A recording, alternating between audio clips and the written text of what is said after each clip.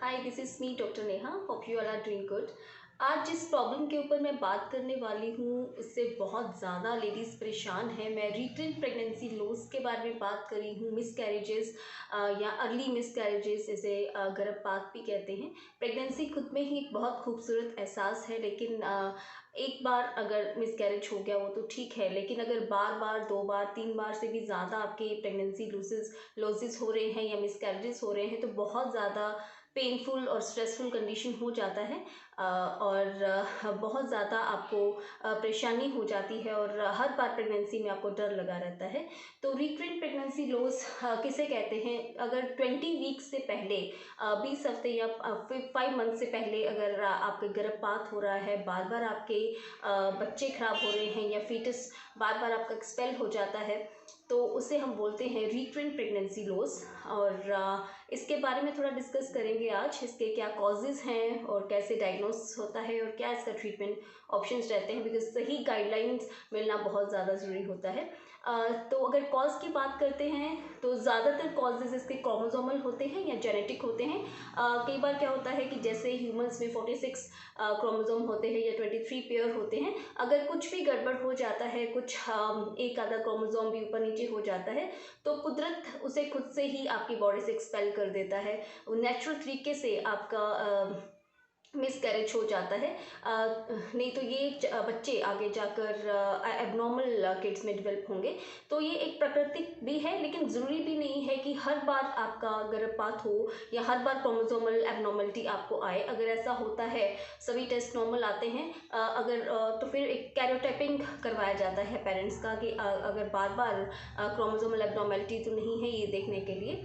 First is chromosomal abnormalities, वो naturally ही आपकी body expel कर देती है। सेकेंड इज ऑटोइम्यून डिसऑर्डर होता है, अपला एंटी फॉस्फोलिपिड एंटीबॉडी सिंड्रोम होता है, जिसमें कि ब्लड जो है खुद से कोएगुलेट होना शुरू कर देता है। ऑटोइम्यून डिजीज़ है तो आपको बॉडी जो है ब्लड को कोएगुलेशन जल्दी से होना शुरू हो जाता है, और जिससे कि आपके फीटस को ब्लड सप्लाई प्रॉपर नहीं होती है। और ये एक मेजर रीज़न रहता है कि बार बार आपके जो मिसकैरेजेस होते हैं, इसमें अपना का एंटीबॉडीज़ का टेस्ट भी करवाया जाता है।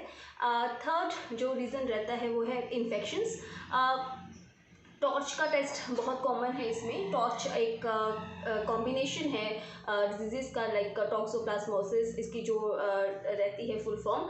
टॉक्सोप्लाज्मोसिस जो पैरासाइट है उससे इन्फेक्शन हो सकता है। रूबेला जो वायरस है उससे हो सकता है। साइटोमेगाला वायरस से हो सकता है, या हर्पिस ज़ोस्टर की इन्फेक्शन हो सकती है। लेकिन जो रिसेंट स्टडीज़ हैं वो ये कहती हैं कि टॉर्च के कारण मिसकैरेजेस के चांस बहुत बहुत बहुत कम हैं। लेकिन एक बहुत ही कॉमनली अगर आपके मिसकैरेजेस हो रहे हैं रिकरेंट, तो एक कॉमन टेस्ट है जो कि टॉर्च का करवाया जाता है।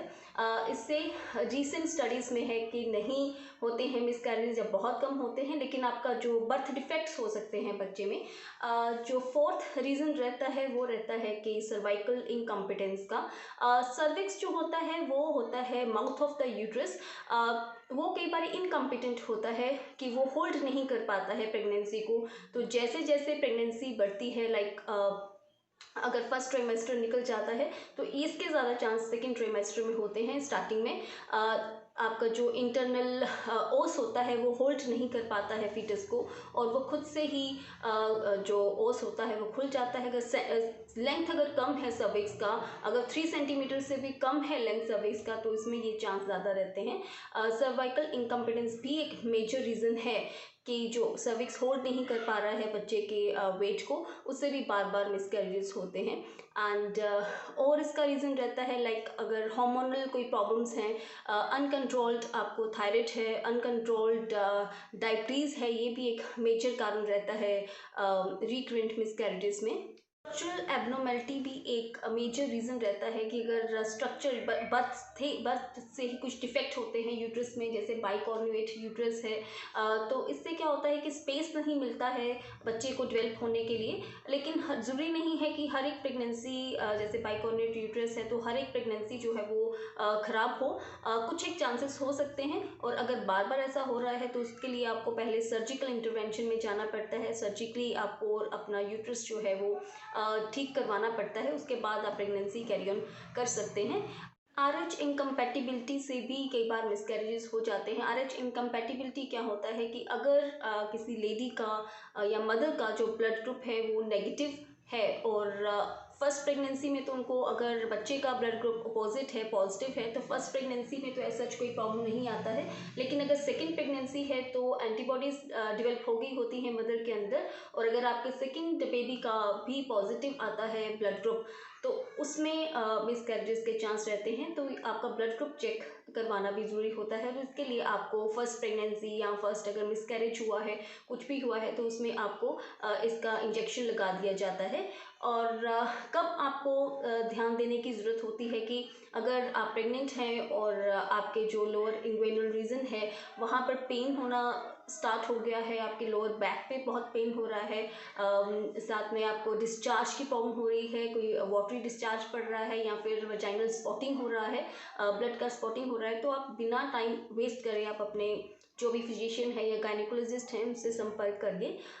डायग्नोसिस में हम क्या करते हैं इसमें कि सबसे पहले आपका HST एक टेस्ट होता है वो करवाना ज़रूरी होता है, जिससे कि हमें यूट्रस के जो इंटरनल स्ट्रक्चर है उसका पता चल सके कहीं उनमें कोई एबनॉर्मेलिटी तो नहीं है जिससे कि बार बार मिसकैरेजेस हो रहे हैं। एंड सेकेंड इसकी अपला का टेस्ट होता है, एंटीफॉस्फोलिपिड एंटीबॉडी का टेस्ट होता है, जिसमें पता चलता है कि अगर ये एंटीबॉडीज़ हैं तो उसमें हम इसमें जो ब्लड थिनर्स होते हैं वो स्टार्ट करना पड़ता है, like ecosprin and lower molecular weight heparins के बार स्टार्ट करने पड़ते हैं। टॉर्च का टेस्ट करवाना पड़ता है, लेकिन ये अब बहुत ज़्यादा हम इसको नहीं देते हैं प्रेफरेंस, और अल्ट्रासोनोग्राफी आपकी चाहिए होती है। सर्वाइकल लेंथ को मेयर करने के लिए अल्ट्रासोनोग्राफी बहुत ज़रूरी होती है। और इसके अलावा आपका ब्लड शुगर लेवल क्या है, वो कहीं लगातार से बढ़ा हुआ तो नहीं है, आपका थायराइड लेवल्स और प्रोलैक्टिन लेवल्स जो हैं वो चेक करवाने पड़ते हैं। जो पीसीओएस के पेशेंट्स होते हैं उनमें भी मिसकैरेजेस के चांस ज़्यादा होते हैं, तो टेस्टोस्टेरोन लेवल आपका चेक करवाना ज़रूरी होता है। Next the treatment options, treatment में भी जो भी अंडरलाइंग कॉज है उसका ट्रीटमेंट करना बहुत ज़रूरी होता है।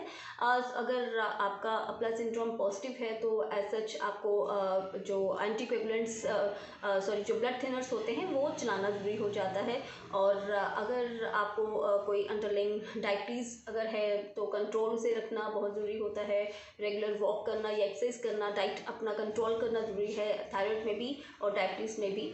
और इसके अलावा अगर सर्वाइकल इनकम्पिटेंस की प्रॉब्लम है कि अगर आपका सर्विक्स का लेंथ छोटा है तो उसमें एक ऑपरेट माइनर ऑपरेट ही होता है जो कि 12 वीक्स के बाद होता है। सर्वाइकल सर्कुलेज ऑपरेट होता है, उसका सर्वाइकल सर्कुलेज ऑपरेट करवाना पड़ता है, जिसमें कि स्टिच लगाए जाते हैं। श्रोडकर या मैकडोनल्ड जो स्टिच होते हैं वो आपके सर्विक्स पे लगा दिए जाते हैं, जैसे कि 9th मंथ में फिर ओपन कर दिया जाता है और इससे आपका सर्विक्स लूज नहीं होता है और फीटस जो है वो एक्सपेल नहीं हो पाता है। सो अगर रिकरेंट मिसकैरेजेस की आपकी हिस्ट्री है तो बहुत ही प्लान्ड वे में आपको चलना पड़ता है, और जैसे आपके फिजिशियन बोलते हैं वैसे आप रेगुलर अपना चेकअप करवाते रहिए। और आयुर्वेद में भी इसका बहुत ज़्यादा अगर बार बार मिसकैरेजेस हो रहे हैं और उसके लिए बहुत सारी ऐसी मेडिसिन हैं, बिकॉज आपके जैसे क्रोमोसोमल डिफेक्ट्स हैं वो नहीं हो, उसके लिए हम सबसे पहले तो बीज संस्कार करते हैं, उसमें हम डिटॉक्स भी सजेस्ट करते हैं। अगर बार बार ऐसा हिस्ट्री हो रहा है और कोई भी आपको कारण नज़र नहीं आ रहा है तो हम कई बार इसमें बीज संस्कार करते हैं, इसमें डिटॉक्स करते हैं। दोनों जो पेरेंट्स हैं कपल का जो है डिटॉक्स होता है, जिससे कि फुल बॉडी प्यूरिफाई होती है, उसके बाद हम कंसेप्शन के लिए बोलते हैं। और इसके अलावा सौभाग्य शुंठी जैसी मेडिसिन है, गर्भपाल रस है या शतावरी घृत है, फल कल्याण घृत है, ऐसी बहुत सारी मेडिसिन हैं जिसको हम रेगुलर पेशेंट को लेने के लिए बोलते हैं और बहुत ही अच्छे रिजल्ट्स हैं। इसके अलावा आप जो भी अपना डाइट है उसको आप कंट्रोल करिए। स्मोकिंग एंड ड्रिंकिंग जो है इसमें प्रोहिबिटेड होता है अगर रिकरेंट मिसकैरेजेस हैं तो। This video is helpful to you, so thank you so much.